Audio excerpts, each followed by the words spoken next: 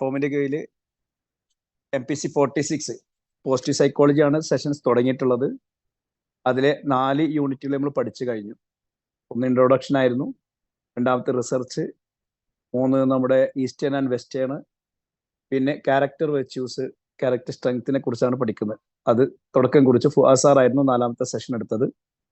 ഇന്ന് നമുക്ക് അതിൻ്റെ നെക്സ്റ്റ് അഥവാ 5th യൂണിറ്റ്, ഫസ്റ്റ് യൂണിറ്റിലെ 5th ചാപ്റ്റർ ക്യാരക്ടർ സ്ട്രെങ്ത് വെച്യൂസിനെ കുറിച്ചുള്ള തുടർ ക്ലാസ് നമുക്ക് നിസാബ് സാറാണ് എടുക്കുന്നത്. സാറ് ദുബായ് ബേസ് ചെയ്തിട്ടുള്ളത്, അബുദാബി ബേസ് ചെയ്തിട്ട് ധാരാളം ട്രെയിനിങ്ങുകളും പ്രോഗ്രാമുകളൊക്കെ സംഘടിപ്പിക്കുകയും അറ്റൻഡ് ചെയ്യുകയും കൗൺസിലിംഗ് ചെയ്യുകയും ചെയ്യുന്ന വ്യക്തിയാണ്. MSc സൈക്കോളജി കഴിഞ്ഞിട്ടുണ്ട്. ഇഗ്നോയുടെ MA സൈക്കോളജി പൂർത്തിയാക്കിക്കൊണ്ടിരിക്കുന്നു. എന്നാലും സാറിനെ നമുക്ക് പ്രോഗ്രാമിലേക്ക് ക്ഷണിക്കാം. നല്ല ഒരു സെഷൻ നമുക്ക് പ്രതീക്ഷിക്കാം. ആശംസിക്കുന്നു. Sir, platform is yours. You are welcome. എല്ലാവരെയും പ്രോഗ്രാമിലേക്ക് ക്ഷണിക്കുന്നു. Thank you. Okay, thank you Aneef sir. Recording in progress. ഞാൻ ഓഡിബിൾ ആണല്ലോ അല്ലേ? കേൾക്കുന്നുണ്ടല്ലേ? Yes sir, you are audible. Clearly audible. കുറഞ്ഞ ആളുകളെ ജോയിൻ ചെയ്തിട്ടുള്ളൂ, എന്നാലും വരുന്നുണ്ടല്ലോ ഓരോരുത്തരോരുത്തർ. നമുക്ക് തുടങ്ങാം. ഏകദേശം ടൈം ഒന്ന് കവറപ്പ് ചെയ്യും വേണമല്ലോ. എന്തിന്റെ വിശേഷങ്ങൾ? എല്ലാവർക്കും സേഫ് ആണെന്ന് വിചാരിക്കുന്നു. നമ്മുടെ ഇന്നത്തെ ഒരു നല്ലൊരു എനർജറ്റിക് ആയിട്ടുള്ള 4 സെഷനാണ് ഇപ്പൊ കഴിഞ്ഞ ക്ലാസ്സുകൾ കഴിഞ്ഞിട്ടുള്ളത്. അതിന്റെ ഒരു ചെറിയൊരു കണ്ടിന്യൂറ്റി ആയിട്ടാണ് നമ്മൾ മുന്നോട്ട് പോകുന്നത്. ഇപ്പോ പ്രീവിയസ് യൂണിറ്റിൽ നമ്മൾ ക്യാരക്ടർ സ്ട്രെങ്ത്തിന്റെ അതെന്താണെന്നും അതിന്റെ സ്ട്രെങ്ത്തിന്റെ കാര്യങ്ങളെ കുറിച്ചുമാണ്, അതിന്റെ ഡെഫിനിഷൻ എന്താണെന്നും കാര്യങ്ങളാണ് നമ്മൾ പറഞ്ഞു വെച്ചിട്ടുണ്ടായത് നമ്മുടെ ഫുആദ് സാറ്. കാരണം ഈ യൂണിറ്റിൽ നമ്മൾ പറയുന്നത് ഒരു വ്യക്തിയുടെ അതല്ലെങ്കിൽ ആ വ്യക്തിയുടെ വളർച്ച, ആ വളർച്ച എത്രത്തോളം പ്രസക്തമാണ് എന്ന് ഇതിൽ പറഞ്ഞ് നമ്മൾ തുടങ്ങുകയാണ്. കാര്യമായിട്ട് അതന്നെയാണ് പറയും, mind set, pictures, mind set, ഇങ്ങനെ ചില കാര്യങ്ങൾ.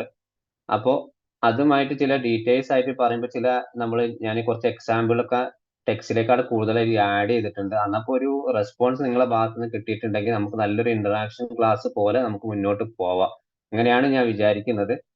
ഓക്കെ, നമ്മുടെ ഇതിൽ പ്രധാനമായിട്ടും ഈ പോസിറ്റീവ് സൈക്കോളജി എന്ന് പറയുന്നത് എല്ലാ പേഴ്സണാലിറ്റി ഡിസോർഡറുകളും നമ്മൾ നമ്മളിപ്പോൾ ഫ്യൂച്ചറിൽ നമ്മളെല്ലാവരും ഒരു കൗൺസിലിംഗ് മേഖലയ്ക്ക് അല്ലെങ്കിൽ ഒരു മെന്റൽ ഹെൽത്ത് ഡിപ്പാർട്ട്മെന്റിലേക്ക് ജോലി ചെയ്യാൻ ആഗ്രഹിക്കുന്നവരും, അതേപോലെ ഇപ്പൊ തന്നെ നമ്മുടെ ഗ്രൂപ്പിൽ ഒരുപാട് ക്യാമ്പ് അറ്റൻഡ് ചെയ്യുന്ന ഒരുപാട് ആളുകളെ എനിക്കറിയാം.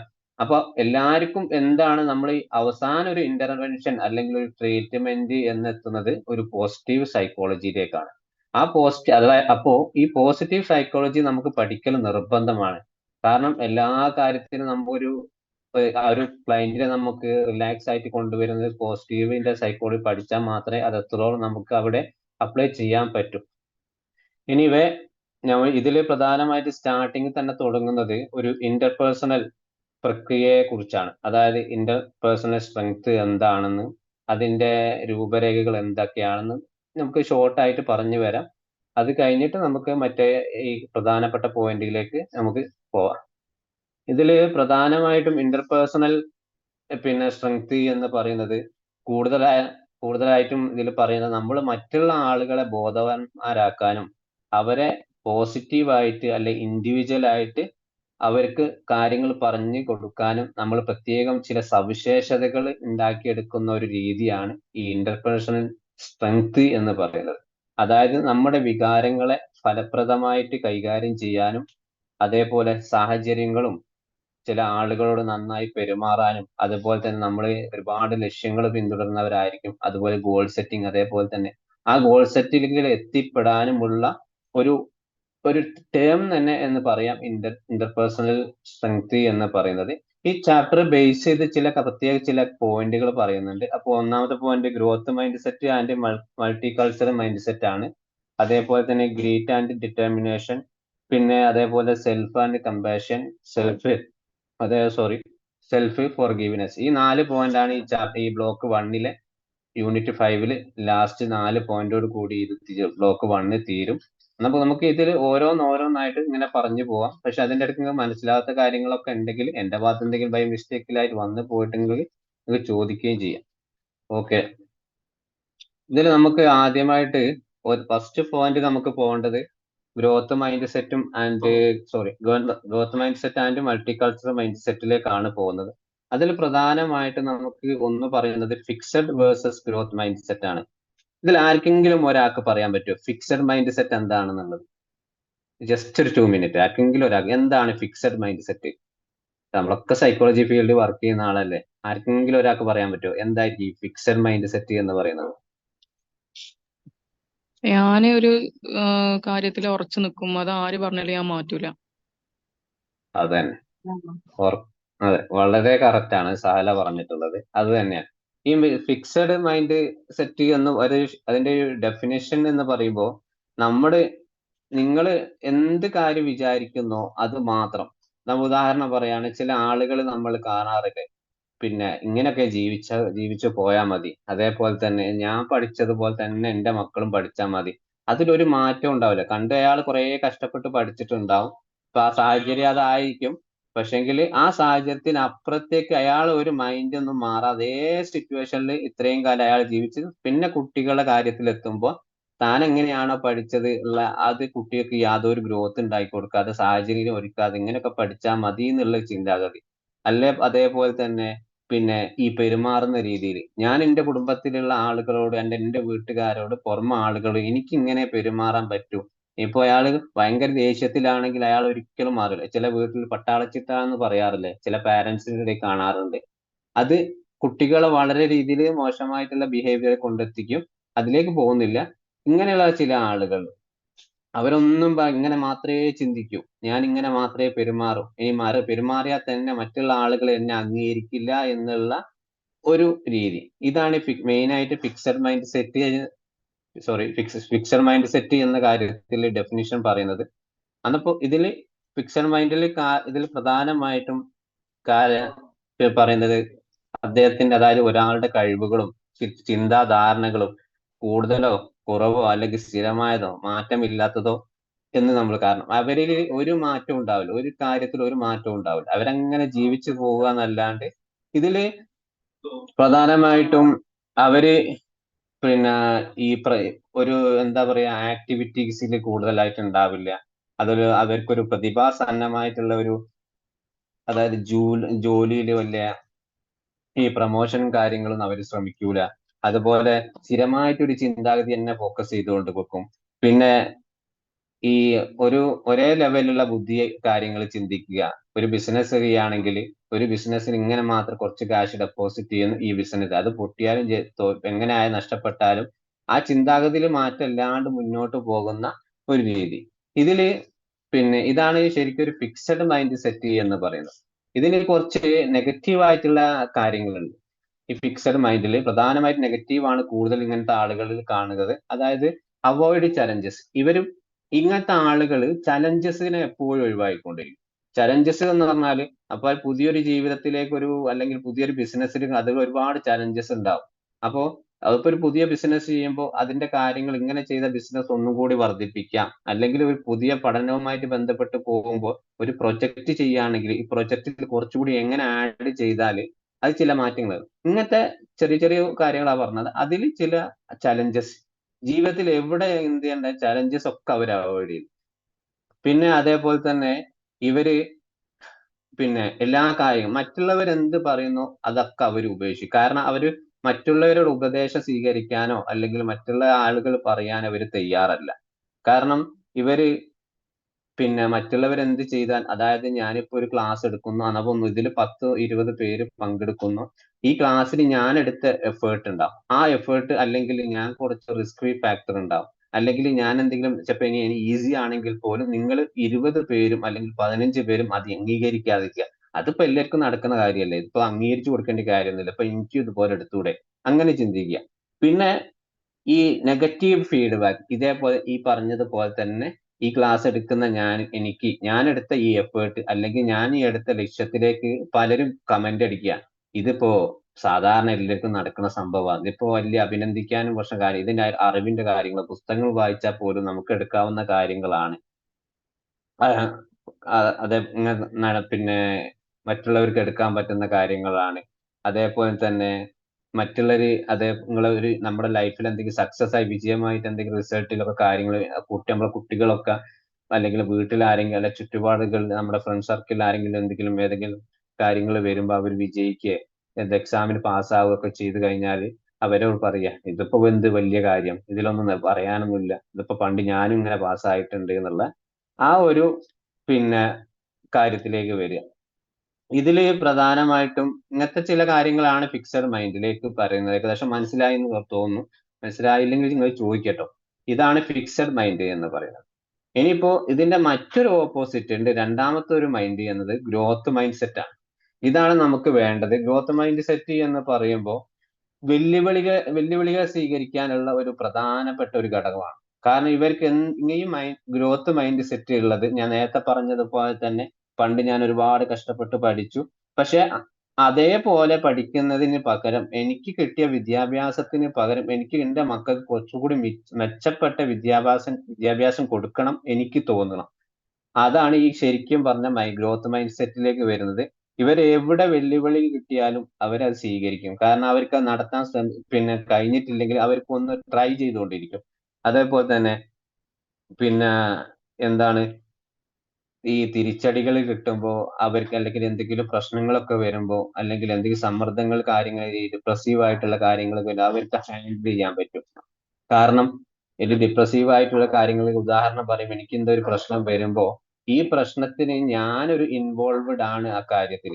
എന്തെങ്കിലും ഇപ്പൊ ഞാൻ എന്റെ കാരണം കൊണ്ടാണ് ഈ പ്രശ്നം ഉണ്ടായത്, അല്ലാണ്ട് മറ്റുള്ള പേരിൽ അടിച്ചേൽപ്പിക്കാതെ ഞാനും എന്റെ പാകപ്പിഴവുകൾ കാരണമാണ് ഈ ഇതിൽ വന്നിട്ടുള്ളത്. അതുകൊണ്ട് ഇതിനുള്ളൊരു സൊല്യൂഷൻ എനിക്ക് തന്നെ കണ്ടെത്താൻ പറ്റുന്നുള്ളത്. പിന്നെ അതേപോലെ തന്നെ മറ്റുള്ളവരുടെ പ്രയത്നത്തെ ഇവര് എപ്പോഴും അംഗീകരിച്ചു കൊടുക്കും. അതേപോലെ തന്നെ ഈ വിമർശനത്തിൽ ഇപ്പൊ ഞാൻ നേരത്തെ പറഞ്ഞ കാര്യം, എനിക്ക് ഒരുപാട് വിമർശനങ്ങൾ ഈ ക്ലാസ്സിൽ നിന്ന് കിട്ടിയെന്ന് വെച്ചു, അതിൽ നിന്ന് ഞാൻ പഠിക്കാൻ ശ്രമിക്കും. എന്തുകൊണ്ടാണ് അവർ എന്നെ വിമർശിച്ചത്, എവിടെയാണ് ഞാൻ നെഗറ്റീവ് വിളിച്ച് പറഞ്ഞിട്ടുള്ളത്, ആ രീതിയിലേക്കൊന്ന് ഞാൻ ശ്രമിക്കും. പിന്നെ വിജയത്തിൽ എവിടെ നമ്മൾ ഒരു വിജയം ബിസിനസ്സിൽ സക്സസ് ആയാൽ അതിലും നമ്മൾ ഒന്നുകൂടി മെച്ചപ്പെടുത്താനുള്ള ഒരു ശ്രമം. ഇതൊക്കെയാണ് മൈൻഡ് സെറ്റും ഫിക്സഡ് മൈൻഡ് സെറ്റും എന്നുള്ള ഒരു ഡിഫറൻഷിയേഷൻ പറഞ്ഞത്. ഇതിലൊരു ചോദ്യം വന്നിട്ടുണ്ട് കേട്ടോ. കഴിഞ്ഞ 2023 ഒരു ക്വസ്റ്റ്യൻ പേപ്പർ കണ്ടെത്തുന്നുണ്ട്. ഡിഫറൻറ്റ് ബിറ്റ്വീൻ ദ ഫിക്സഡ് മൈൻഡും ഗ്രോത്ത് സെറ്റ്. ഈ കാര്യങ്ങളൊക്കെ ഒന്ന് നോർമൽ ആയിട്ട് എഴുതിയാൽ മതി, പഠിക്കണമെന്നില്ല. ജസ്റ്റ് ഒന്ന് നിങ്ങൾ എഴുതിയാൽ തന്നെ അത്യാവശ്യം വരുന്നത്. ഒരു ചെറിയ ക്വസ്റ്റ്യൻ ആയി ഷോർട്ട് ഒരു 2 മാർക്കിന് 3 മാർക്കിന്റെ ക്വസ്റ്റ്യൻ ആയിട്ടാണ് വന്നിട്ടുള്ളത്. പിന്നെ ഇതുപോലെ ഈ ഗ്രോത്ത് മൈൻഡ് സെറ്റിന്റെ പ്രധാനമായിട്ടുള്ള ചില കാര്യങ്ങൾ പൊതുവായിട്ടുള്ള തെറ്റിദ്ധാരണകൾ പറയുന്നുണ്ട്. നിങ്ങൾ എപ്പോഴെങ്കിലും അല്ലെങ്കിൽ നിങ്ങൾ എല്ലായ്പ്പോഴും ഒരു മനോഭാവം, അതായത് ഒരു പോസിറ്റീവ് മനോഭാവം ഉള്ളവരായിട്ട് തെറ്റിദ്ധരിക്കുക. ഇതിലൊരു ചെറിയ തെറ്റിദ്ധാരണകളാണ്. അതായത് ചെറിയ മൈന്യൂട്ടായ ചില പ്രശ്നങ്ങൾ ഉണ്ടാവും. അതായത് എന്ത് നല്ല കാര്യം ചെയ്യുമ്പോൾ ഞാൻ ചെയ്യുന്നത് മാത്രമാണ് നല്ലത് എന്ന് തെറ്റിദ്ധരിക്കുക. ആ ഒരു ചിന്താഗതി പോസിറ്റീവ് അതായത് ഗ്രോത്ത് മൈൻഡ് സെറ്റിൽ വരുന്നുണ്ട്. അന്നപ്പോ അത് ശ്രദ്ധിക്കുമ്പോൾ അത് ഫിക്സഡ് മൈൻഡിലേക്ക് കൺവേർട്ട് ആകുമെന്ന് ശ്രദ്ധിക്കുക. അങ്ങനത്തെ ആളുകൾ നമ്മൾ ശ്രദ്ധിക്കേണ്ടതുണ്ട്.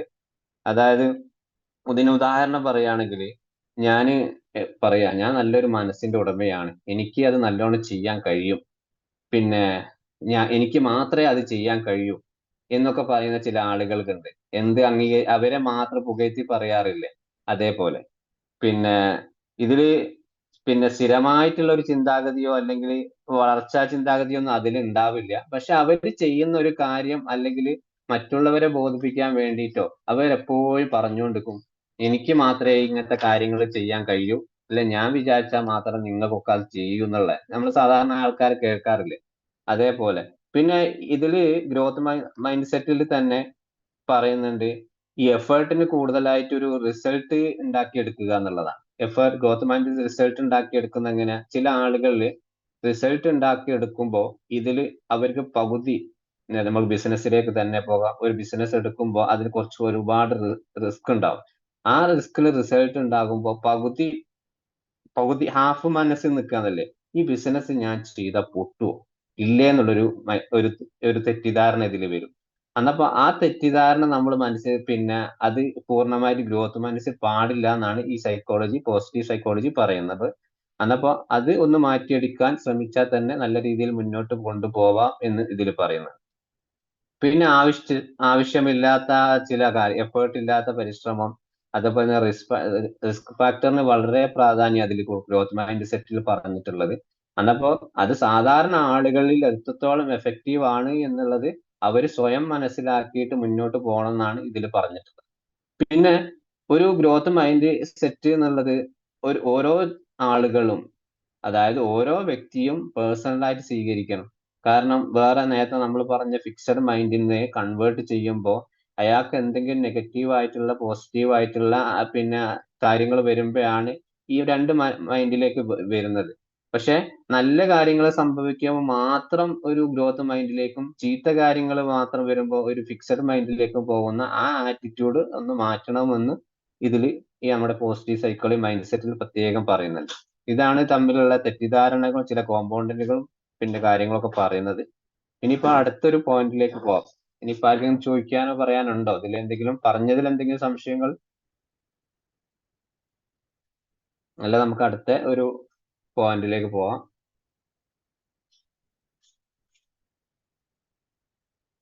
അടുത്ത ഒരു പോയിന്റ് പറയുന്നത് multi cultural and global mind set ആണ്. ഇതില് പ്രധാനമായിട്ടും പിന്നെ പറയുന്നത് ഇതിന്റെ വളർച്ച കാരണം നമ്മുടെ ദൈനംദിന ജീവിതത്തിൽ നമുക്ക് ഒരുപാട് പ്രതിസന്ധികൾ തരണം ചെയ്യേണ്ടി വരും. അന്നപ്പോ ഈ ഗ്ലോബൽ മൈൻഡ് സെറ്റ് നമുക്ക് റെഡിയാക്കുമ്പോൾ ഇങ്ങനത്തെ പല കാര്യങ്ങൾ പിന്നെ നമ്മൾ ഈ പബ്ലിക്കിലായിട്ട് ജീവിക്കുമ്പോൾ ആളുകളുമായിട്ട് അല്ലെ സോഷ്യൽ ഇന്ററാക്റ്റീവ് ആയിട്ടുള്ള ജീവിക്കാൻ പല പ്രശ്നങ്ങളും നമ്മൾ നേരിടേണ്ടി വരും. അതാണ് പറയുന്നത് ഗ്ലോബൽ മൈൻഡ് സെറ്റ്. ഉദാഹരണമായിട്ട് നമ്മൾ അടുത്ത വീട്ടിലെ ആളുകളുമായിട്ട് എന്ത് പ്രശ്നങ്ങൾ ഉണ്ടാകുമ്പോൾ ആ ചുറ്റുപാട് ഇപ്പൊ ഇന്ന് പ്രശ്നം ഉണ്ടാക്കി നാളെ അയാളെ പിന്നെയും കാണുമ്പോൾ ഒരു മൈൻഡ് സെറ്റ് നമുക്ക് നാളെ ഞാൻ അയാളെ എങ്ങനെ അഭിമുഖീകരിക്കും എന്നുള്ള ഒരു ടോട്ടലി ആയിട്ടുള്ള ഒരു മൈൻഡ് സെറ്റ് അവിടെ വരും. ആ മൈൻഡ് സെറ്റ് എങ്ങനെയാണ് മാറ്റുന്നത് എന്ന് വെച്ചാൽ ആ സിറ്റുവേഷൻ എന്താണ് സംഭവിച്ചത് എന്നുള്ളത് അതൊരു മനസ്സിലാക്കി അത് മുന്നോട്ട് പോകണം എന്നാണ് ഗ്ലോബൽ മൈൻഡ് സെറ്റിൽ ഇതിൽ പറഞ്ഞിട്ടുള്ളത്. പിന്നെ ഇതിന് ചില പ്രധാനപ്പെട്ട ചില ഘടകങ്ങൾ പറയുന്നത് നേരത്തെ പറഞ്ഞതുപോലെ സോഷ്യൽ ഇന്ററാക്ഷൻ ആണ് ഈ പിന്നെ ഗ്ലോബൽ മൈൻഡ് സെറ്റ് പറയുന്നത്. അതേപോലെ പിന്നെ ഒരു പ്രത്യേക വിജ്ഞാനത്തിന്റെ ലഭ്യത എന്നൊക്കെ ഇതിൽ പറയുന്നുണ്ട്. പക്ഷെ ഈ സോഷ്യൽ ഇന്ററാക്ഷൻ എന്ന് പറയുമ്പോൾ മറ്റുള്ള ആളുകളുമായിട്ട് നമ്മൾ എത്രത്തോളം അടുക്കുന്നുണ്ട്, അതുപോലെ തന്നെ ഒരു മറ്റുള്ള പബ്ലിക്കായിട്ട് നമ്മൾ ഒരാൾ കാര്യങ്ങൾ പറയുമ്പോൾ അതിനോട് പ്രതികരിക്കാനുള്ള ഒരു കഴിവ് നമുക്ക് ഉണ്ടാവണം. അത് ഏതൊരു പ്രോഗ്രാം നടത്തുകയാണെങ്കിൽ അത് പ്രോസസ്സ് ചെയ്യാനുള്ള ഒരു കഴിവുണ്ടാവണം. അതുപോലെ തന്നെ നമ്മുടെ ചിന്തകളിലും നമ്മുടെ ചിന്താ പ്രക്രിയയിലും ചില മാറ്റങ്ങൾ വരണം. അല്ലാണ്ട് നോർമലായിട്ട് ഇപ്പൊ സാധാരണക്കാർക്ക് ഒരേ രീതിയിൽ ജീവിക്കുമ്പോൾ ഗ്ലോബൽ മൈൻഡ് സെറ്റിലേക്ക് ഒന്നും ചെയ്യാൻ കഴിയില്ല. എന്താണ് നമ്മുടെ സോഷ്യൽ ഇന്ററാക്ട് അല്ലെ സോഷ്യൽ ആയിട്ട് നമുക്ക് കിട്ടുന്നത്, അതിന്റെ സിറ്റുവേഷൻ അനുസരിച്ച് നമ്മൾ നമ്മുടെ ലൈഫ് സ്റ്റൈൽ മാറ്റിക്കൊണ്ടിരിക്കണം, നമ്മുടെ ചിന്താഗതികൾ മാറ്റിക്കൊണ്ടിരിക്കണം. പിന്നെ അതുപോലെ തന്നെ അതിൽ നമുക്ക് നമ്മളെ ബാധിക്കുന്ന മറ്റുള്ള നെഗറ്റീവ് ആയിട്ടുള്ള ഇറാഷണൽ തോട്ട്സുകൾ നമ്മൾ ഒന്ന് മാറ്റാൻ ശ്രമിക്കണം. ഇതിൽ മൾട്ടി കൾച്ചറൽ ചില പിന്നെ പ്രധാനപ്പെട്ട ഒരു പോയിന്റുകൾ പറയുന്നത് ഇതിന്റെ പോസിറ്റീവ് വൈബ്സ് എന്ന് പറയുന്നത് ഈ ഗ്ലോബൽ മൈൻഡ് സെറ്റിൽ എപ്പോഴും താല്പര്യമുള്ള ആളുകളായിരിക്കും. ഈ താല്പര്യം എന്ന് പറഞ്ഞാൽ എല്ലാത്തിനും ഇടപെടും, അതിൽ വളരെ ആത്മവിശ്വാസമുള്ള ആളുകളായിരിക്കും. പക്ഷെ ഒരു കാര്യത്തിൽ ഇടപെടുകയാണെങ്കിൽ, അതേപോലെ നമ്മൾ ഇതേപോലെ സൈക്കോളജി ഒരു ക്ലാസ് എടുക്കുകയാണെങ്കിൽ ആ ഒരു ഗ്ലോബൽ മൈൻഡ് സെറ്റ് ആണ്. ആ പൂർണ്ണമായിട്ടും സൈക്കോളജിയെ പഠിച്ചു കഴിഞ്ഞിട്ടാണ് മറ്റുള്ളവർക്ക് പറഞ്ഞു കൊടുക്കുന്നത്. അതാണ് പറഞ്ഞത്, അത് അതിലുള്ള അറിവുണ്ടാവും, ആത്മവിശ്വാസം ഉണ്ടാവും. അതുപോലെ തന്നെ ഒരു അർത്ഥവത്തായ ഒരു ധാരണയിലായിരിക്കും ഞാൻ ക്ലാസ് എടുത്ത് കൊടുക്കുക. അല്ലാണ്ട് വെറുതെ പോസിറ്റീവ് സൈക്കോളജി ഇതാണ് അതാണ് ഇതാണെന്നൊക്കെ പറയുമ്പോൾ ഞാൻ അങ്ങനെയാണെന്ന് പറഞ്ഞിട്ടില്ല, ഞാൻ ഉദാഹരണം പറഞ്ഞതാണ്. പിന്നെ ഇങ്ങനത്തെ ഗ്ലോബൽ മൈൻഡ് സെറ്റിലേക്ക് ഓട്ടോമാറ്റിക് ആയിട്ടുള്ള സോഷ്യൽ ഇന്ററാക്ഷൻ കൂടുതലാകുമ്പോൾ ഓട്ടോമാറ്റിക്കൽ ആയിട്ട് വരുന്ന ഒരു മൈൻഡ് സെറ്റ് ആണ്. ആ മൈൻഡ് സെറ്റിൽ വരുന്ന ചില ഗുണങ്ങളാണ്. അതിൽ ഇങ്ങനത്തെ ആളുകൾക്ക് ആസൂത്രണം ചെയ്യാനുള്ള കഴിവാണ്. അതേപോലെ എല്ലാ കാര്യത്തിലും ഒരു പ്ലാനിങ്. ഇപ്പോ ഈ ഒരു ക്ലാസ് കൊണ്ടത് കുറച്ച് ടീമാണ്. ആ ടീമിന് വളരെ പ്ലാൻ ചെയ്യാൻ ഇങ്ങനെയൊക്കെ ക്ലാസ് കൊടുക്കണം, കുട്ടികൾക്ക് ഇങ്ങനെയൊക്കെ പറഞ്ഞു കൊടുത്താൽ അവർക്ക് മനസ്സിലാവും, ഇന്ന ആളെ ഇതിനെ ഫാക്കൽറ്റി ആയിട്ട് കൊണ്ടുവരണം. ആ ഒരു മൈൻഡ് സെറ്റ്, ഇതാണ് ഗ്ലോബൽ മൈൻഡ് സെറ്റ് എന്ന് പറഞ്ഞിട്ടുള്ളത്. അന്നപ്പോ ഇതേപോലെയാണ് എല്ലാ മൈൻഡ് സെറ്റും ഒരു സുപ്രഭാതത്തിൽ നമുക്ക് ഉണ്ടാവുന്നതല്ല. അത് സിറ്റുവേഷൻ അനുസരിച്ച് പലതരത്തിലും മാറ്റും. പക്ഷെ ഒന്ന് ഫിക്സഡ് മൈൻഡ് ആണ്. അത് മാറ്റാൻ മാത്രമാണ് നമ്മൾ കുറച്ച് റിസ്ക് എടുക്കേണ്ടത്. ബാക്കിയൊക്കെ നമ്മുടെ ലൈഫിൽ ഓട്ടോമാറ്റിക് മാറ്റാവുന്നതും, അതേപോലെ തന്നെ നമ്മൾ ഏത് എൻവിറോൺമെന്റിലാണോ ജീവിക്കുന്നത് ആ എൻവിറോൺമെന്റിന്റെ സാഹചര്യങ്ങൾക്ക് അനുസരിച്ച് നമ്മുടെ മൈൻഡ് സെറ്റ് മാറ്റുക. പക്ഷെങ്കിൽ ഇതേ തിരിച്ച് നമ്മൾ തിരിച്ച് ഫിക്സഡ് മൈൻഡ് സെറ്റിലേക്ക് പോകുമ്പോൾ അവിടെയൊക്കെ ചില കാര്യങ്ങൾ നമ്മൾ എന്താണ് നിർബന്ധമായും അത് ട്രെയിനിങ് ചെയ്തിട്ട് മാറ്റണം എന്നാണ് ഇവർ പറയുന്നത്. ഇനി അടുത്തതായിട്ടൊരു പോയിന്റ് പറയുന്നത് ഗ്രിറ്റ് ആൻഡ് ഡിറ്റർമിനേഷൻ ആണ്. ഗ്രിറ്റ് എന്ന് പറയുന്നത് നമ്മുടെ ഇച്ഛാശക്തി എന്നൊക്കെ പറയാറില്ലേ, അതായത് നമ്മുടെ ഉള്ളിലുള്ള മൈൻഡ് സെറ്റിന്റെ ചില കാര്യങ്ങളെ കുറിച്ച് ആരെങ്കിലും ഇത് പറയുന്നുണ്ടോ?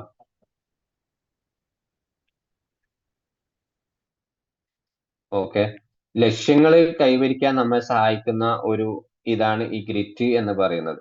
അതായത് നമ്മൾ ഒരുപാട് കാലത്തെ ആഗ്രഹങ്ങളായിരിക്കും ഒരു എന്തെങ്കിലും ബിസിനസ് ചെയ്ത് അത് സക്സസ് ആവണം, അല്ലെങ്കിൽ ഒരു കോഴ്സ് കഴിഞ്ഞ് അതിൽ പഠിച്ച് സർട്ടിഫിക്കറ്റ് ഉണ്ടാവണം, അല്ലെങ്കിൽ ഒരു ജോലിയിൽ പ്രൊമോഷൻ ഉണ്ടാവണം. അങ്ങനെ ഏതൊക്കെ രീതിയിൽ നമുക്ക് പ്രചോദനം ഉണ്ടാക്കുന്ന, അല്ലെങ്കിൽ പിന്നെ ഏതൊക്കെ രീതിയിൽ നമുക്ക് മെച്ചമുണ്ടാക്കുന്ന കാര്യങ്ങൾ ഉണ്ടാവുന്നു, അതിലാണ് ഇവിടെ ഗ്രിറ്റ് ആൻഡ് ഡിറ്റർമിനേഷനിൽ പറയുന്നത്. അതായത് നമ്മൾ എപ്പോഴും ഒരു മാറ്റങ്ങൾ ഉണ്ടാക്കാൻ ആഗ്രഹിക്കുക, അല്ലാണ്ട് വല്ലാതെ വെറുതെ നമുക്ക് ജീവിച്ചു തീർക്കുക, അതിനുവേണ്ടി സജീവമായിട്ട് പ്രവർത്തിക്കാതിരിക്കുക, ആ രീതിയിലല്ല. പക്ഷെ ഗ്രിറ്റ് എന്ന് പറയുന്നത് അതിന്റെ ഓപ്പോസിറ്റ്. നമ്മൾ എന്ത് പ്രവർത്തിച്ചാലും ചെറുതായിട്ടൊരു മൈന്യൂട്ട് ആയിട്ടുള്ള കാര്യം പറയുകയാണെങ്കിൽ പോലും അതില് നല്ലൊരു പിന്നെ ഒരു എന്താ പറയാ ഒരു നല്ല രീതിയിൽ നമുക്ക് സംഭവിക്കും, നല്ല രീതിയിൽ നമുക്ക് അവിടെ എത്താൻ കഴിയും എന്നുള്ള ഒരു കാര്യം. ഓക്കെ, അപ്പോ അതില് പിന്നെ ഈ ഗ്രിറ്റ് ആൻഡ് ഡിറ്റർമിനേഷൻ രണ്ട് കാര്യം. ഒന്ന് പറയുന്നത് താല്പര്യത്തിന്റെ ഒരു സ്ഥിരത ഉണ്ടാവണം, അതായത് ഏതൊരു കാര്യത്തോടും അടുക്കാനുള്ള ഒരു താല്പര്യം നമുക്ക് ഉണ്ടാവണം. അതേപോലെ തന്നെ പരിശ്രമം, എഫേർട്ട് ആണ് ഇതിന് പ്രഖ്യാപനം. ഗ്രിറ്റ് എന്ന് ഗ്രിറ്റ് ആൻഡ് ഡിറ്റർമിനേഷൻ പറയുന്നത് മൈൻഡ് സെറ്റിലേക്ക് വരുമ്പോൾ നമ്മുടെ എഫേർട്ട് ആണ് അതിൽ. ഏത് കാര്യത്തിൽ നമ്മൾ പോകുമ്പോൾ അതിന് എഫേർട്ട് എടുക്കണം, അല്ലാതെ നമുക്ക് ഒരു കാര്യം റിസൾട്ട് ഉണ്ടാക്കാൻ കഴിയില്ല. എത്ര പരാജയപ്പെട്ടാലും അത് നേടിയെടുക്കാനുള്ള ഒരു ചിന്താഗതി ഈ ഗ്രിറ്റിലേക്ക് ഓട്ടോമാറ്റിക്കായി വരും. കാരണം നമ്മൾ ഒരുപാട് തോറ്റു, പിന്നെ അന്നപ്പോ ആ തോൽവിയിൽ നിന്ന് ഒരു പാഠം പഠിക്കുക എന്ന് പറയല്ലേ, അതേപോലെ ഓരോ തോൽവിയിലും നമ്മൾ വെച്ച് അടുത്ത ജയിക്കാൻ, അടുത്ത പ്രാവശ്യം ഞാനത് ജയിക്കും, അടുത്തത് സക്സസ് ആവും, ആ രീതിയിൽ നമുക്ക് മുന്നോട്ട് പോകുന്ന ഒരിതാണ്. പിന്നെ ഇതില് ഗ്രിറ്റിനെ ഒരു മാനസിക ഘടനയുമായി താരതമ്യം ചെയ്യാം. ചില ഗ്രിറ്റ് എന്ന് പറയും സാധാരണ മാനസികമായിട്ട് കൊടുക്കുന്ന ഒരുപാട് നമ്മളെ സൈക്കോളജിക്കൽ ആസ്പെക്ട്സ് പ്രകാരം പറയുമ്പോൾ ഒരുപാട് ഡിസോർഡറുമായിട്ട് കണക്റ്റീവ് ആയിട്ട് കൊടുക്കുന്ന ഒരു സംഭവമാണിത്. കാരണം നമുക്ക് ഒരു റിലാക്സേഷൻ മെത്തേഡുകൾ, അതേപോലെ തന്നെ ഈ ഇന്റർവെൻഷന്, പ്രത്യേക പേഴ്സണാലിറ്റി ഡിസോർഡർ കാര്യങ്ങൾ പഠിച്ചവരാണെങ്കിൽ നിങ്ങൾ പഠിച്ചിട്ടുണ്ടാവും, ക്ലിനിക്കൽ സൈക്കോളജി അല്ലേ.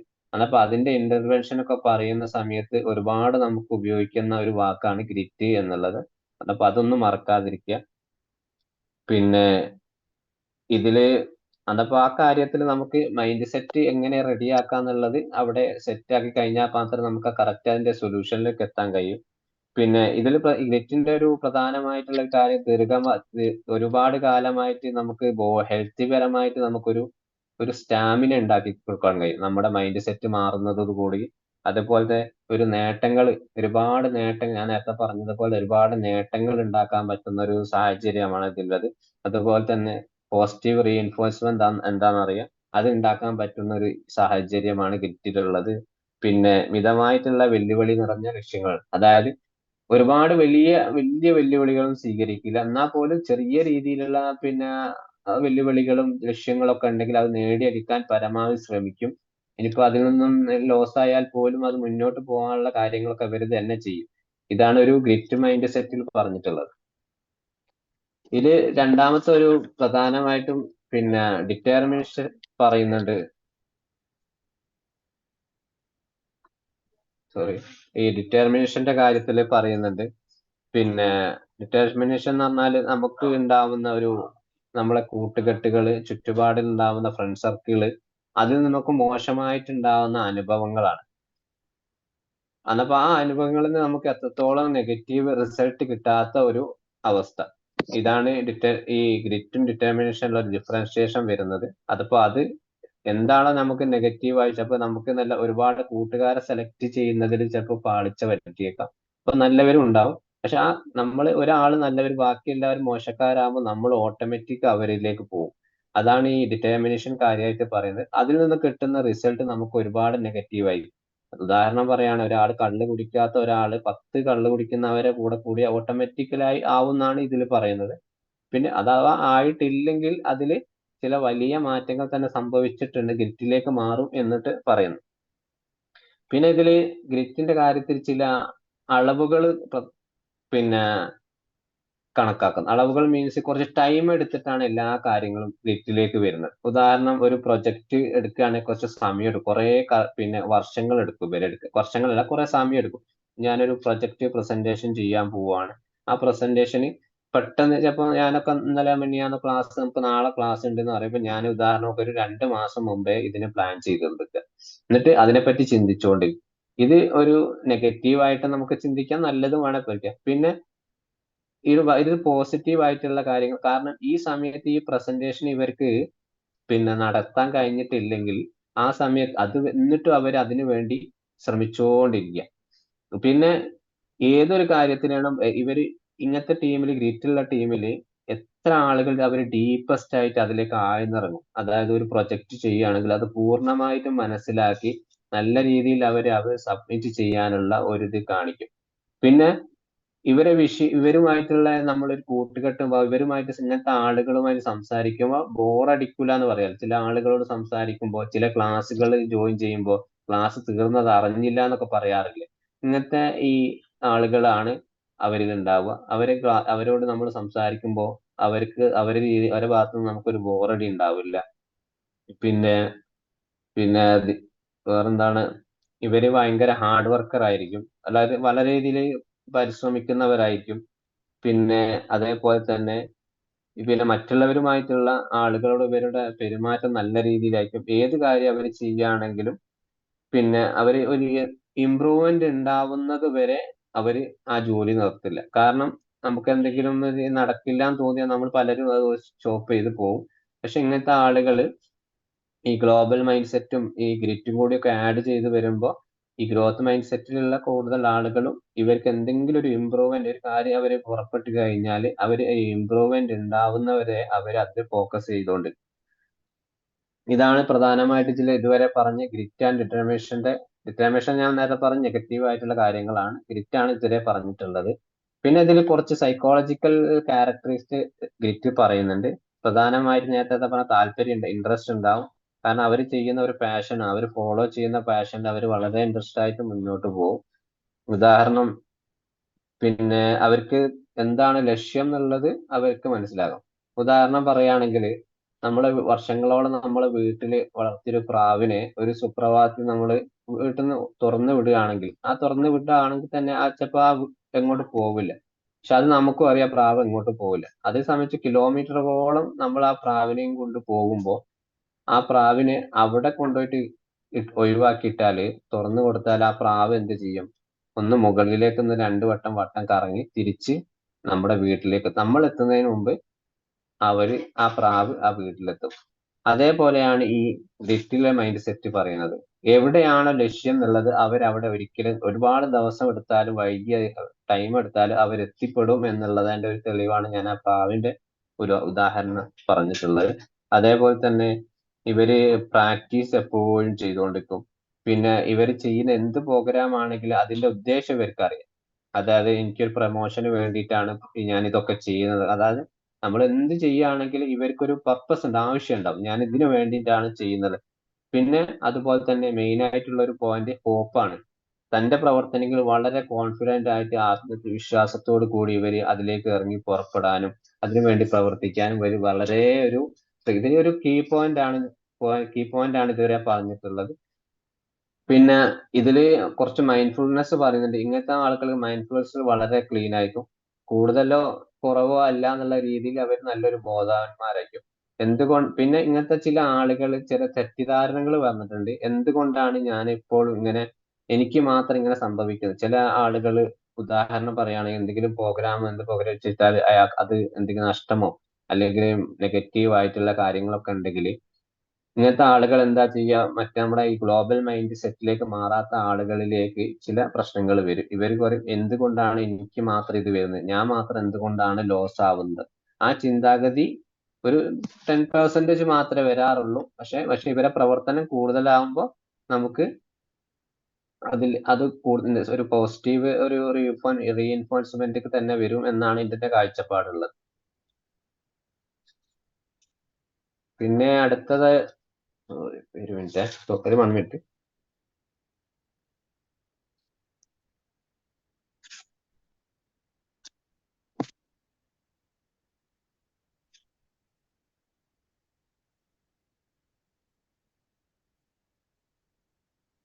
ഓക്കെ, അടുത്തത് നമുക്ക് ഒരു സെൽഫ് കമ്പാഷൻ ആണ് അടുത്ത ഇമ്പോർട്ടന്റ് ഓഫ് സെൽഫ് കമ്പാഷൻ എന്ന് പറയുന്നത്. അതൊരു പിന്നെ പ്രധാനമായിട്ടും ഇതില് പോയിന്റ് പറയുന്നത് സ്വയം ആത്മവിശ്വാസം, അനുകമ്പ അങ്ങനത്തൊക്കെ പറയും.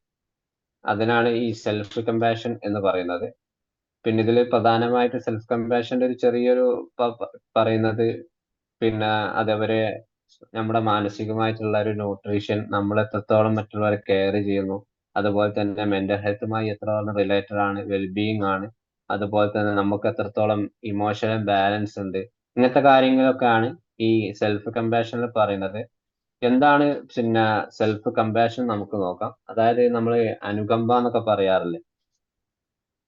അനുകമ്പ എന്ന് പറയുമ്പോൾ ഞാൻ ഈ ടെക്സ്റ്റ് തന്നെ ഒരു എക്സാമ്പിൾ പറഞ്ഞിട്ട് അതിന്റെ എക്സാമ്പിൾ ഒന്ന് മാറ്റിയിട്ട് നമുക്കൊന്ന് പറയാം. നമുക്ക് ഉദാഹരണം, പിന്നെ നമ്മുടെ മുമ്പിൽ ഒരു ക്ലയന്റ് വരുന്നു. ആ ക്ലയന്റ് നമ്മളോട് സംസാരിക്കുന്നു. ഇങ്ങനെ ക്ലയന്റിന്റെ പ്രശ്നം ഇതാണ്. പിന്നെ എനിക്കിപ്പോ കഴിഞ്ഞ ദിവസം ഞാൻ എന്റെ പ്രൊമോഷന് വേണ്ടിയിട്ട് ഒരുപാട് പ്രൊജക്ട് സബ്മിറ്റ് ചെയ്തു. വർഷങ്ങളോളായിട്ട് ഞാൻ ഒരു കമ്പനിയിൽ ജോലി ചെയ്യുന്നു. അങ്ങനെ ആ പ്രൊജക്ട് സബ്മിറ്റ് സമയത്ത് ഞാൻ വളരെ പ്രാക്ടീസോട് കൂടി, വളരെ പ്ലാനോട് കൂടി ചെയ്ത പ്രൊജക്റ്റ് ആണ്. ആ പ്രൊജക്ട് സമയത്ത് കുറച്ച് ടീംസ് വന്നു. അവരെ ഇന്റർവ്യൂ ചെയ്യുന്ന സമയത്ത് പ്രൊജക്റ്റിൽ കുറെ കാര്യങ്ങൾ ചോദിക്കാനുള്ള സമയമുണ്ട്. ആ സമയത്തിൽ ഒരു ചോദ്യത്തിന് ഉത്തരം എനിക്ക് പറയാൻ പറ്റിയിട്ടില്ല. ആ സമയത്ത് ഞാൻ വളരെ ദേഷ്യത്തോട് അവരെന്നെ ചീത്ത പറഞ്ഞു. ബാക്കിയുള്ള കാര്യങ്ങളൊക്കെ പെർഫെക്ഷൻ ആയി നടന്നു. പക്ഷെ ഒരൊറ്റ കാര്യത്തിലും ആ ഒരു ചോദ്യത്തിൽ എനിക്ക് ഉത്തരം പറയാൻ പറഞ്ഞില്ല. അങ്ങനെ ഈ കാര്യം നമ്മളോട് ഒരാൾ വന്ന് സങ്കടത്തോട് കൂടി പറയാണ്. അപ്പോ നമുക്ക് ഇതിപ്പോ ഞാൻ നിങ്ങളോട് പറയാണെന്ന് വിചാരിക്കുന്നു.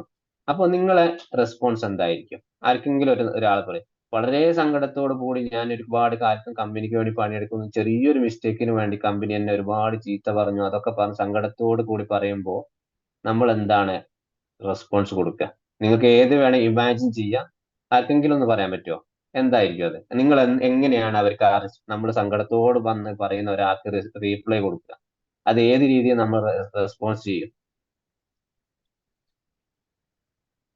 ആരുമില്ല ഇവിടെ? ഉറക്കത്തിലാണോ എല്ലാരും?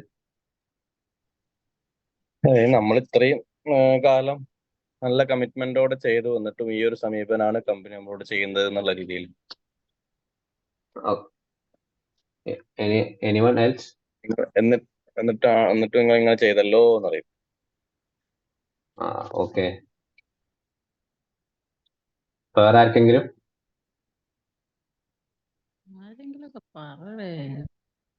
എന്തു ആടേത്?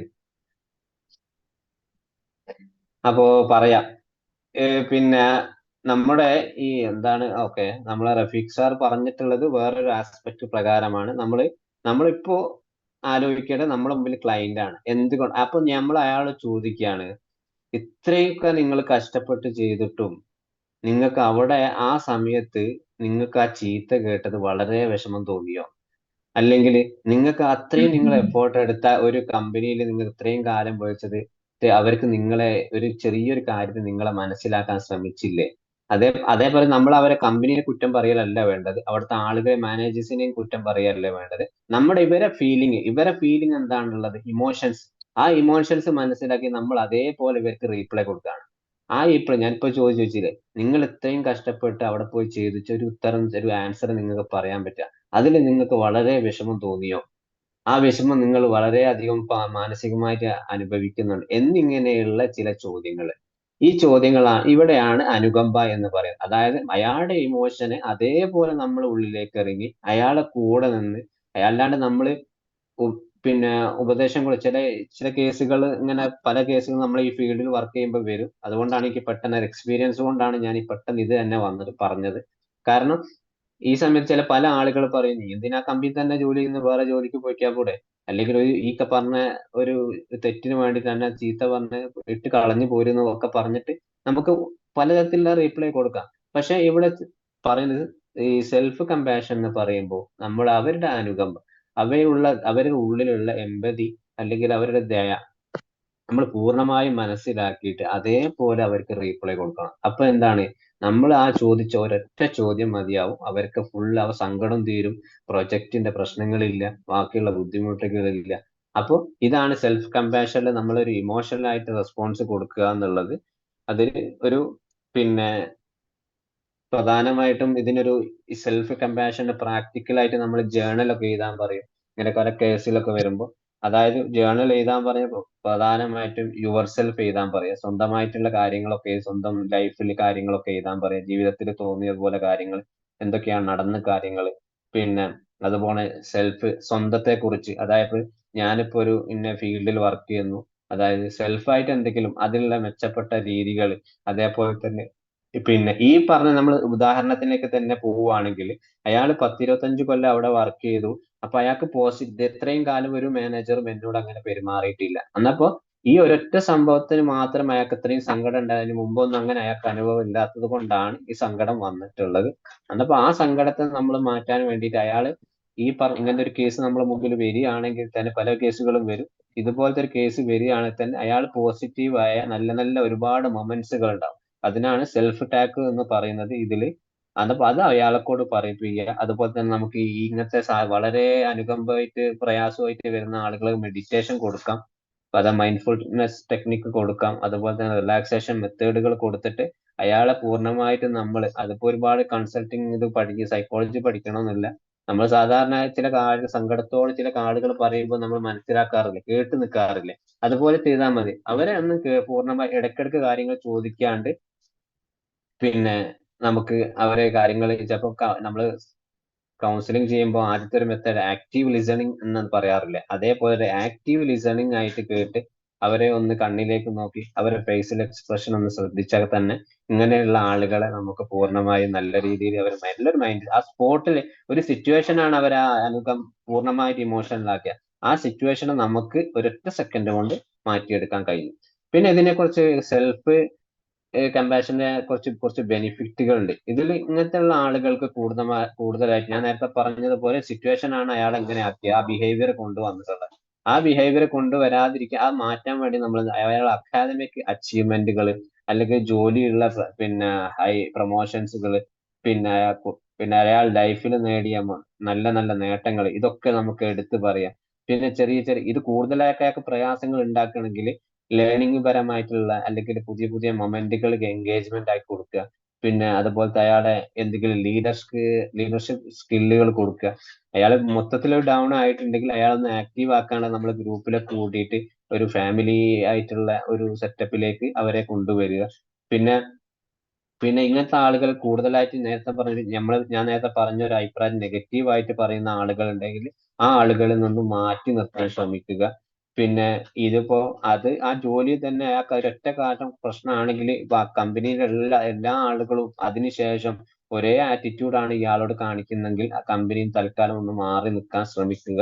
പൂർണ്ണമായിട്ട് ആ കമ്പനിയിൽ നിന്ന് ഒഴിവാകാനല്ല പറയുന്നത്, ജോലിയിൽ നിന്ന് കുറച്ച് ദിവസത്തേക്ക് ഒന്ന് റിലാക്സ് ആകാൻ വേണ്ടിയിട്ട് ഒന്ന് മാറി നിൽക്കാൻ നമുക്ക്. പിന്നെ അതേപോലെ തന്നെ ഈ പോസിറ്റീവ് ആയിട്ടുള്ള കാര്യങ്ങൾ വീട്ടിലുള്ള ഇങ്ങനത്തെ ആളുകൾക്ക് കൂടുതൽ ആത്മാഭിമാനം ഭയങ്കര പ്രശ്നമായി. അതുകൊണ്ടാണ് അവർക്ക് കൂടുതലായിട്ട് ഇങ്ങനത്തെ പ്രശ്നങ്ങൾ, ചെറിയ പ്രശ്നം വരുമ്പോൾ ഭയങ്കര ഫീൽ ചെയ്യുന്നത്. അങ്ങനെ അതുമായിട്ട് എന്തെങ്കിലും റിലേറ്റഡ് ആയിട്ട് വരുന്ന മറ്റുള്ള ആളുകൾ കളിയാക്കലോ പ്രശ്നങ്ങളൊക്കെ അത് കുറച്ച് തൽക്കാലം ഒന്ന് മാറ്റി നിർത്തിയിട്ട് ഒന്ന് ചെയ്യാൻ പറ്റും. ഞാൻ പറഞ്ഞൊരു ഉദാഹരണം നിങ്ങൾക്ക് മനസ്സിലായിട്ട് കരുതുന്നു. അതിനു വേണ്ടിയിട്ടാണ് ഞാൻ ടെക്സ്റ്റ് ബുക്കിലെ ഒരു ഉദാഹരണം മാറ്റിയിട്ട് ഒരു ക്ലയന്റ് എന്ന ലെവലിലേക്ക് കൊണ്ടുവന്നിട്ട്. പിന്നെ ചില പ്രധാനപ്പെട്ട കോമ്പോണന്റ് ഉണ്ട് ഇതിൽ സെൽഫ് കമ്പാഷൻ. കാരണം ഇത് എക്സാമിന് പലവട്ടം ചോദിച്ച ക്വസ്റ്റ്യൻസ് ആണ് കേട്ടോ. അപ്പൊ ഇതിന്റെ ബെനിഫിറ്റുകൾ, കോമ്പോണന്റ് എന്താണ്, പിന്നെ ഇതിന്റെ സെൽഫ് കോമ്പഷൻ ഡെഫിനിഷൻ എന്താണ്, എന്നാ പിന്നെ ഒരു എക്സാമ്പിൾ വെച്ചിട്ട് എഴുതാൻ പറഞ്ഞാൽ നിങ്ങൾക്ക് ഒരു എക്സാമ്പിൾ ഒക്കെ വെച്ചിട്ട് ഈ പറഞ്ഞ കാര്യങ്ങളൊക്കെ വെച്ചത് തന്നെ. പിന്നെ ഇതിൽ പ്രധാനപ്പെട്ട ചില ഘടകം ഒന്നുകൂടി പറയാണ് സെൽഫ് കൈൻഡ്നെസ് ആണ്. പിന്നെ സെൽഫ് കൈൻഡ്നെസ് എന്ന് പറഞ്ഞാല് നമ്മൾ വിചാരിച്ച പോലെ നടക്കില്ല. അതായത് ഞാനിപ്പോ ഒരു കാര്യം വിചാരിച്ചു, അത് നടക്കുന്നില്ല. അത് നേരത്തെ പറഞ്ഞതുപോലെ അയാൾ പ്രൊജക്റ്റിന് വേണ്ടി ഒരുപാട് കഷ്ടപ്പെട്ടു എടുത്തു. പക്ഷെ ആ ഒരു ദിവസത്തെ ആ സമയത്ത് ഒരു ചോദ്യത്തിന് വേണ്ടി അയാളെ പ്രൊജക്റ്റ് മൊത്തം ക്യാൻസൽ ആയി. അപ്പൊ അയാൾ വിചാരിക്കുകയാണ് ഞാൻ എന്ത് പരിപാടി നടത്തിയാലും ഇങ്ങനെയാണെന്ന്. പക്ഷെ അതിന് മുമ്പൊന്നും അയാൾക്ക് സംഭവിച്ചിട്ടില്ല. പക്ഷെ ആ സിറ്റുവേഷനിൽ മാത്രം അയാൾക്ക് തോന്നും. ചില നെഗറ്റീവ് ആയിട്ടുള്ള ചില കാര്യങ്ങൾ ഇതിൽ വരും. പിന്നെ പിന്നെ ഇത് കോമൺ ഹ്യൂമാനിറ്റി എന്ന് പറയുന്ന സംഭവം ഇതിന്റെ നേരെ അതേ പതിപ്പ് തന്നെ എന്തുകൊണ്ട് എനിക്ക് മാത്രം ഇങ്ങനെ വരുന്നു എന്നുള്ള ഒരു ചിന്താഗതി. അത് അയാൾക്ക് ഒരു സെൽഫ് എസ്റ്റീം ഇല്ലാത്തത് കൊണ്ട് വരുന്നതാണ്. അപ്പോൾ ആ കാര്യങ്ങളൊക്കെ ഒന്ന് നമ്മൾ നോർമലായിട്ട് നമ്മൾ ഈ മൈൻഡ്ഫുൾനെസ് കുറച്ച് മെഡിറ്റേഷൻ കാര്യങ്ങളൊക്കെ ഒന്ന് കറക്റ്റ് ആയിട്ട് ഫോളോ അപ്പ് ചെയ്ത് എങ്ങനെ ചിന്താഗതി ഉള്ള ആളുകളെ നമുക്ക് ആ ഒരു സിറ്റുവേഷൻ എന്താണ്, റിയാലിറ്റി എന്താണെന്നും അയാളുടെ കഴിവുകൾ എന്താണെന്നും അയാൾക്ക് എന്തൊക്കെ നേടാൻ ലൈഫിൽ നേടാൻ കഴിഞ്ഞിട്ടുണ്ടെന്നൊക്കെ പറഞ്ഞ് മനസ്സിലാക്കി അച്ചീവ്മെന്റ് മാത്രം ഫോക്കസ് ചെയ്താൽ മതി, വേറൊന്നും ചെയ്യേണ്ട. അയാളെ മൈൻഡ് ഓട്ടോമാറ്റിക് ആയിട്ട് മാറിപ്പോകും. ഇനിയിപ്പോ ഒരു ലാസ്റ്റ് പാർട്ടാണ്. ഇതുവരെ സെൽഫ് കമ്പാഷൻ മനസ്സിലായി വിചാരിക്കുന്നു. ലാസ്റ്റ് ഒരു പോർഷനും കൊണ്ട് സെൽഫ് ഫോർഗീവ്നെസ് എന്നാണ് ഇതിന് പറയുന്നത്. അതായത് സ്വയം ക്ഷമിക്കാനുള്ള ഒരു കഴിവുണ്ടാവുക. അപ്പോ സ്വയം ക്ഷമിക്കാനുള്ള കഴിവ് എന്ന് പറഞ്ഞാൽ എന്താണ്? ചില നമ്മൾ ചില തെറ്റുകൾ ഉണ്ടാവും. മറ്റുള്ളവരുടെ മുമ്പിൽ നമ്മൾ സ്വയം എന്താണ് പറയുക, ചില തെറ്റുകൾ നമ്മൾ അംഗീകരിക്കപ്പെട്ട ചില വസ്തുനിഷ്ഠമായ ചില തെറ്റുകളൊക്കെ നമ്മൾ സംഭവിച്ചിട്ടുണ്ടാവും. പക്ഷെ ആ സമയത്ത് നമ്മൾ എന്റെ ഭാഗത്താണ് തെറ്റ് എന്ന് സംഭവിച്ചിട്ടുണ്ടാവില്ല. പക്ഷെ പിന്നീട് നമ്മൾ അത് ആലോചിക്കുകയാണ്, ഞാൻ എന്തുകൊണ്ടാണ് എനിക്ക് അങ്ങനെ ആ സമയത്ത് അവരോട് സോറി പറയാൻ കഴിയാഞ്ഞത്. ആ ചിന്ത വന്നു കഴിഞ്ഞാൽ തന്നെ അവിടെ അയാളെ മൈൻഡ് സെറ്റ് ഒന്ന് മാറി. അങ്ങനെ അതിനാണ് സെൽഫ് ഫോർഗീവ്നെസ് എന്ന് പറയുന്നത്. പല സിറ്റുവേഷനിലും എന്താണോ ഇതിന് പ്രധാനപ്പെട്ട കാര്യങ്ങൾ വരുന്നത് അതിനനുസരിച്ച് നമ്മൾ പെരുമാറുകയാണെങ്കിൽ ഇപ്പൊ തെറ്റ് മനസ്സിലാക്കാനുള്ള ഒരു കഴിവ് ഉണ്ടാവണം എന്നാണ് ഇതിൽ മൈൻഡ് സെറ്റ് പറയുന്നത്. ഇതിൽ ചില പ്രധാനപ്പെട്ട 3 കോമ്പണൻസ് പറയുന്നുണ്ട്. എക്സ്പീരിയൻസ് ആണ്. അതായത് നമുക്ക് കിട്ടുന്ന പല എക്സ്പീരിയൻസ്, അതായത് ചില വിമർശനങ്ങളാവാം, അല്ലെങ്കിൽ നമ്മുടെ ദേഷ്യമാവാം, ചില സമയത്ത് ഉണ്ടാവുന്ന നമുക്ക് ലജ്ജയാവാം, അല്ലെങ്കിൽ ചില സമയത്ത് നമുക്ക് ഉണ്ടാവുന്ന പല ഡിഫിക്കൽട്ടി ആയിട്ടുള്ള ചില പ്രയാസങ്ങളാവാം. ഈ പ്രയാസങ്ങളൊക്കെ സ്വയം നമുക്ക് അംഗീകരിക്കാനുള്ള ഒരു കഴിവുണ്ടാവണം. ആ കഴിവിൽ നിന്നും അതായത് നമ്മൾ തുടക്കത്തിൽ തന്നെ ഞാൻ മൈൻഡ് സെറ്റിന്റെ ഒരു ഡെഫിനിഷൻ പറഞ്ഞിരുന്നു. നമുക്ക് ഒരു പ്രയാസം വരുമ്പോൾ, ഒരു പ്രശ്നങ്ങൾ ഉണ്ടാക്കുമ്പോൾ ആ പ്രശ്നത്തിൽ ഞാൻ എത്രത്തോളം ഇൻവോൾവ്ഡ് ആണ് എന്ന് മനസ്സിലാക്കാനുള്ള ഒരു മൈൻഡ് സെറ്റ് ആണ് ഇതിൽ വേണ്ടത്. പിന്നെ ഇതിൽ നിന്നും അടുത്തൊരു പോയിന്റ് സ്വയം നയിക്കാനുള്ള ഒരു പോസിറ്റീവ് ഇമോഷൻ. അതായത് ഇപ്പൊ ഈ തെറ്റ് ചെയ്തു, ഞാനത് പോസിറ്റീവായി കണ്ട് സോറി പറഞ്ഞു അതിൽ നിന്നും ആ തെറ്റ് എന്താണെന്ന് മനസ്സിലാക്കിയിട്ട് ഞാൻ നല്ല രീതിയിൽ അത് മുന്നോട്ട് കൊണ്ടുപോകാനും ആ തെറ്റിനി ആവർത്തിക്കാതിരിക്കാൻ ശ്രമിക്കുകയും അതുപോലെ അതിന് തെറ്റ് ആവർത്തിക്കാതിരിക്കാനുള്ള സാഹചര്യങ്ങളിൽ നിന്നും പിന്മാറുകയും ചെയ്യുന്ന ഒരു രീതിയാണ് ഈ സെൽഫ് ഫോർഗീവ്നെസ്സിലെ രണ്ടാമത്തെ പോയിന്റ് പറയുന്നത്. പിന്നെ മൂന്നാമത്തെ ഒരു പോയിന്റ് വന്നത് റെസ്പോൺസിബിലിറ്റി ആണ്. റെസ്പോൺസിബിലിറ്റി പറഞ്ഞാൽ അതേപോലെ തന്നെ തെറ്റ് സംഭവിച്ചു പോയി എന്നപ്പോ അവിടെ ഞാൻ എന്റെ സെറ്റ് പബ്ലിക്കായിട്ട് പറഞ്ഞു. എന്നിട്ട് ആ ഒരു കമ്മ്യൂണിറ്റി ആണെങ്കിൽ ആ കമ്മ്യൂണിറ്റി കയറി ഞാൻ ഇന്ന കാര്യത്തിൽ ഞാൻ ഉത്തരവാദിത്തം ഏറ്റെടുക്കുന്നു. എന്നിട്ട് അവരെ കൂടെ നിന്നിട്ട് തന്റെ തെറ്റുകൾ തെറ്റല്ല എന്നുള്ള രീതിയിൽ നമ്മൾ നല്ല രീതിയിൽ കാര്യങ്ങൾ ചെയ്ത് കാണിച്ചു കൊടുത്തിട്ട് അവിടെ നമുക്കൊരു പോസിറ്റീവ് ഒരു മൈൻഡ് സെറ്റ് ഉണ്ടാക്കിയെടുക്കുന്നതാണ് ഇതിൽ കുറച്ച് കാര്യങ്ങൾ പറഞ്ഞിട്ടുള്ളത്. 3 കോമ്പണന്റ്. ഒന്ന് എക്സ്പീരിയൻസ് ആണ് നമ്മുടെ സിറ്റുവേഷനിൽ ഉണ്ടാവുന്നത്. രണ്ടാമത് നമുക്ക് ആ ഇമോഷനെ ആ തെറ്റായ ഇമോഷൻ ഒന്ന് വളർത്തി വലുതാക്കി നല്ല രീതിയിൽ കൊണ്ടുപോകാനുള്ളത്. ഒന്ന് റെസ്പോൺസിബിലിറ്റി ആയിട്ട് എടുക്കാനുള്ളത്. പിന്നെ ഇതില് കുറച്ച് സെൽഫ് ഫോർഗീവ്നെസ്സും ഇന്റർപേഴ്സണൽ ഫോർഗീവ്നെസ്സും പറയുന്നുണ്ട്. സെൽഫ് ഫോർഗീവ്നെസ് നേരത്തെ പറഞ്ഞ പോലെ നമ്മുടെ പെരുമാറ്റങ്ങൾ, ചിന്തകൾ, ആഗ്രഹങ്ങളൊക്കെയാണ് പറയുന്നത്. എങ്ങനെയാണ് ചിന്തകൾ നമ്മുടെ ഉള്ളിൽ നിന്ന് വരുന്നത്, അതിന്റെ പ്രവർത്തന ബിഹേവിയറിൽ എങ്ങനെ മാറ്റങ്ങൾ വരുന്നത്. അതേപോലെ തന്നെ ഈ ചില കാര്യങ്ങളൊക്കെ അല്ലേ നമ്മൾ ഉദാഹരണം പറയുകയാണെങ്കിൽ ശരിക്കും സെൽഫ് ഫോർഗീവ്നെസ് ഇതിൽ ഉദാഹരണം പറയുകയാണെങ്കിൽ നമ്മൾ എക്സാമിന് കോപ്പി അടിച്ച് പാസ്സായി. ആ പാസ്സായി കഴിഞ്ഞാല് അതേപോലെ നമുക്ക് പിന്നെയും അടുത്ത വർഷം അതുപോലെ കോപ്പി അടിച്ച് പാസ്സാവാന്നുള്ള ഒരു തെറ്റിദ്ധാരണ. ഇതിന്റെ ഓപ്പോസിറ്റ് ആണ് ഇന്റർപേഴ്സണൽ ഫോർഗീവ്നെസ്. അതായത് പെരുമാറ്റ ലംഘനം എന്ന് പറയുന്നത്. അതായത് കോപ്പി അടിച്ചിട്ടൊന്നും പരീക്ഷ എഴുതാൻ പാടില്ല. പക്ഷെ നമുക്ക് കോപ്പി അടിച്ച് കഴിഞ്ഞാലും അടിച്ചാതെ നമ്മൾ എക്സാം എഴുതുകയാണെങ്കിൽ നമുക്ക് ഒരു ഗ്രോത്ത് മൈൻഡ് സെറ്റ് അവിടെ ഉണ്ടാക്കി എടുക്കാമെന്നാണ് ഇതിന്റെ ഒരു രീതി കണക്കാക്കുന്നത്. പിന്നെ ഇതിൽ കുറച്ച് സിമിലാരിറ്റീസ് പറയുന്നുണ്ട്. പിന്നെ ഇത് ഞാനിപ്പോ ഉദാഹരണം പറഞ്ഞ പരീക്ഷയ്ക്ക് കോപ്പി അടിക്കുന്നത് തെറ്റാണെന്നും അത് മനസ്സിലാക്കി ഇത് ആവർത്തിക്കില്ല എന്നുള്ള ഒരു മനസ്സിലാക്കുന്ന രീതി, അതിൽ നിന്ന് കോപ്പി അടിച്ചാൽ ഉണ്ടാകുന്ന ഒരു എഫേർട്ട് അല്ല അതിന്റെ ബുദ്ധിമുട്ടുകൾ കുറച്ച് മനസ്സിലാക്കുക. കാരണം എനിക്ക് അതിനെ കോപ്പി അടിച്ചാൽ എക്സാം പാസ്സാവും, ഓക്കെ, പക്ഷെ അതിനെ പറ്റിയുള്ള ഒരു അവയർനെസ്, ആ സബ്ജക്റ്റിനെ കുറിച്ചുള്ള ഒരു അവയർനെസ് എനിക്ക് ഉണ്ടാവില്ല എന്നുള്ള ഒരു ബോധം ഉണ്ടാവണം. പിന്നെ ഇതിൽ പ്രധാനമായിട്ടും നമുക്ക് മനസ്സിലാകാനുള്ള കുറച്ച് ഇമോഷണൽ ആയിട്ട് ഗിൽറ്റി ഫീലിങ്സ് ഉണ്ടാവും. ഇന്റർപേഴ്സണൽ സെൽഫ് ഇതിൽ വരുമ്പോൾ, കമ്പാഷനിൽ വരുമ്പോൾ, ഇമോഷണൽ ആയിട്ട് ഉണ്ടാവും. പിന്നെ ഷെയിം ഉണ്ടാവും, അതേപോലെ ലജ്ജ, പിന്നെ സോഷ്യൽ മറ്റുള്ള ആളുകളോട് പെരുമാറുന്ന മറ്റുള്ള ചിന്തകളിൽ ചില വ്യതിയാനങ്ങൾ വരും. ഇതിന്റെ ഓപ്പോസിറ്റ് ഞാൻ പറഞ്ഞത് സെൽഫ് ഫോർഗീവ്നെസിന്റെ ഇന്റർപേഴ്സണൽ ഫോർഗീവ്നെസ്സിൽ വരുമ്പോൾ ചില മാറ്റങ്ങൾ വരുന്നുണ്ട്. പിന്നെ അതേപോലെ തന്നെ ഇതിന് ചില ഒഫൻസീവ് ആയിട്ടുള്ള റിലേറ്റഡ് ആയിട്ട്, അതായത് ചില കുറ്റകൃത്യങ്ങളൊക്കെ ചെയ്യാനുള്ള ഒരു ഇത് വരും. കാരണം നമ്മൾ സെൽഫ് ഫോർഗീവ്നെസ് ചെയ്യാത്ത ഒരാൾക്ക് മറ്റൊരു രീതിയിലേക്ക് വരും. കാരണം സ്വയം തെറ്റ് അംഗീകരിച്ച് പറയാൻ മടിയില്ലാത്ത ആൾക്കാർക്ക് പിന്നെ അവര് അതിനെ ന്യായീകരിക്കാൻ ശ്രമിക്കും. ചിലപ്പോ ഏതെങ്കിലും ആക്രമണ രീതിയിലേക്ക് മുന്നോട്ട് പോവുക. അതുപോലെ തന്നെ അവരൊരിക്കലും അനുരഞ്ജനത്തിനൊന്നും ശ്രമിക്കൂല. അവരെ തോന്നിയ പോലെ എന്റെ ഭാഗത്തൊരു തെറ്റുമില്ല എന്നുള്ള ആ രീതിയിൽ തന്നെ ഒരു മൈൻഡ് സെറ്റിൽ പോവുക. അതാണ് ഈ പറഞ്ഞിട്ടുള്ളത്. ഇത് ഏകദേശം ഇതാണ് എൻഡിങ് പറഞ്ഞിട്ടുള്ളത്. ഒഫൻസ് ഓഫ് റിലേറ്റീവ് കുറ്റകൃത്യം എന്ന് പറഞ്ഞ ചില കാര്യങ്ങളോട് കൂടിയാണ് നമ്മളെ ഈ യൂണിറ്റ് 5 അവസാനിക്കുന്നത്. ഇനി ഇതുവരെ പറഞ്ഞതിൽ ചില കാര്യങ്ങളൊക്കെ ഉണ്ടെങ്കിൽ ചോദിക്കാം. ഏകദേശം ആ യൂണിറ്റ് കഴിഞ്ഞ് പെട്ടെന്ന് പറഞ്ഞു തീർക്കാം, ടൈം കുറച്ച് അധികം ആയതുകൊണ്ടാണ്. ഓക്കെ, പിന്നെ ഇതിൽ 4 ചോദ്യങ്ങളാണ് ഈ യൂണിറ്റ് 5 വന്നിട്ടുള്ളത്.